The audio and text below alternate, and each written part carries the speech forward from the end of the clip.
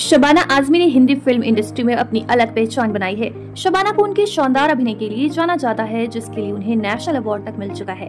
वहीं शबाना अपनी personal life को लेकर भी चर्चा में रही हैं, जिसमें शबाना और शेखर कपूर के अफेयर से लेकर जावेद अख्तर से शादी से पहले उनकी सगाई टूटने वाला किस्सा भी है। शबाना आजमी ने बॉलीवुड को ऐसी ऐसी उम्दा फिल्में दी हैं जो लोगों के दिलों में हमेशा के लिए एक छाप की तरह बस चुकी है।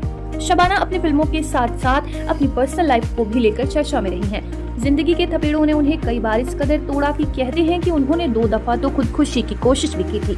वही कहा जाता है कि एक बार तो वो रेल की पटरी पर चली गई थी। शबाना गीतकार जावेद अख्तर की दूसरी पत्नी है, लेकिन कहते हैं कि इससे पहले उन्हें शेखर कपूर से प्यार हुआ था। शबाना शेखर की फिल्म मासूम की लीड एक्ट्रेस थी और पर्सनल लाइफ में भी वो करीब हो रहे थे। मीडिया रिपोर्ट्स में बताया गया कि शबाना शेखर के साथ 7 सालों तक लिव इन रिलेशन में रहे हैं, लेकिन फिर दोनों के बीच मतभेद शुरू हुआ और ये इतना बढ़ गया कि इनका रिश्ता खत्म हो गया।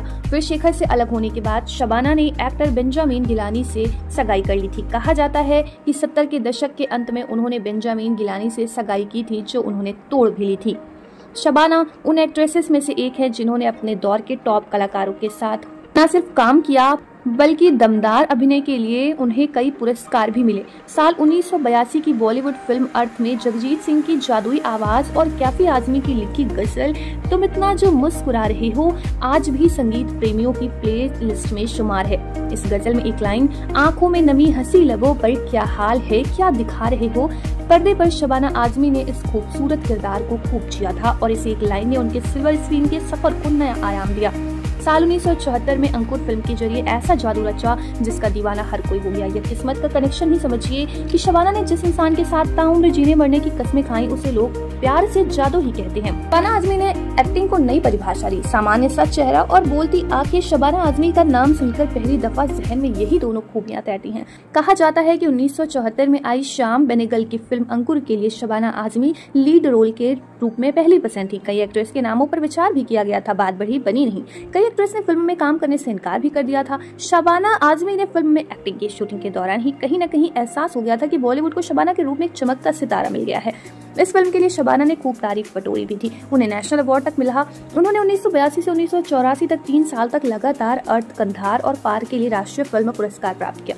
उस दौर में कला फिल्मों का अलग ही दर्शक वर्ग था। शबाना निर्देशकों की पसंदीदा एक्ट्रेस की लिस्ट में शुमार थी।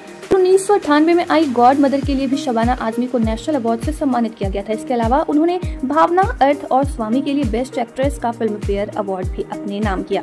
शबाना आजमी के बारे में कई किस्से मशहूर हैं। कई रिपोर्ट में जिक्र है कि शबाना आजमी ने 2 दफा खुदकुशी की कोशिश की थी। एक बार तो वह रेल की पटरी पर चली गई थी, लेकिन खुद को संभाला और फिल्म इंडस्ट्री की दिग्गज एक्ट्रेस में शुमार हो गई। शबाना ने हर मुसीबत का डटकर मुकाबला किया।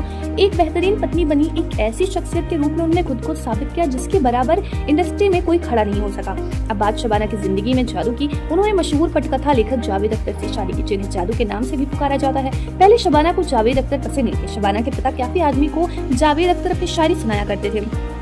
शबाना ने उनसे दूरी बना रखी थी, लेकिन प्यार कहाँ दूरियों और परेशानियों को मानता है। शबाना और जावेद ने 9 दिसंबर 1984 को शादी कर ली। शबाना आजमी से पहले जावेद की शादी हनी ईरानी से हुई थी, जिनसे उनके 2 बच्चे फरहान और जोया अख्तर हैं। शबाना आजमी ने फायर, निशान, जुनून, तुम्हारी अमृता, फायर, मकरी और मृत्युदंड में काम किया और खुद को एक सफल एक्ट्रेस के रूप में स्थापित किया। शबाना और जावेद अख्तर की जोड़ी को इंडस्ट्री में पावर कपल माना जाता है। कई मौकों पर दोनों साथ भी दिखते हैं। जावेद अख्तर भी शबाना की तारीफ करते दिखे जाते हैं। शायद जावेद अख्तर ने शबाना के लिए ही लिखा है, अगर ये जिंदगी की खूबसूरत एक हकीकत है कि मेरी राह में जब कोई ऐसा मोड़ आया तो हर उस मोड़ पर मैंने तुम्हें हमराह पाया है।